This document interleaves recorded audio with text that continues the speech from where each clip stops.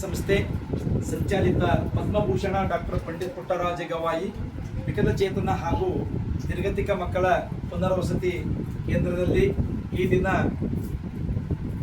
ಕರ್ನಾಟಕ ರತ್ನ ವಿಜೇತ doctor Vishnuvardhan sir ಇವರ ಹುಟ್ಟುಹಬ್ಬ ಒಂದು ಅರುಣ್ ಕುಮಾರ್ ಸರ್ ಇವರ ಒಂದು ಎಲ್ಲ ಒಂದು ಅಭಿಮಾನಿಗಳ ಒಂದು ಜೊತೆಗೂಡಿ ಆಚರಣೆ ಮಾಡಲು ಬಹಳ ಸಂತೋಷ ಅನಿಸುತ್ತದೆ.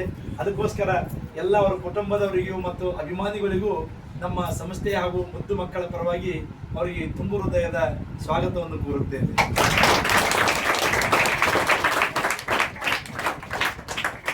ಇವತ್ತಿನ ದಿವಸ ಬಹಳಷ್ಟು ಅಭೂತಪೂರ್ಣವಾಗಿರ್ತಕ್ಕಂಥ ಒಂದು ದಿನ.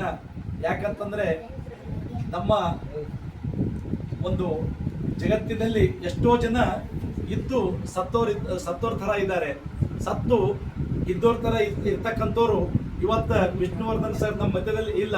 ಆದರೆ ಅವರ ಆತ್ಮ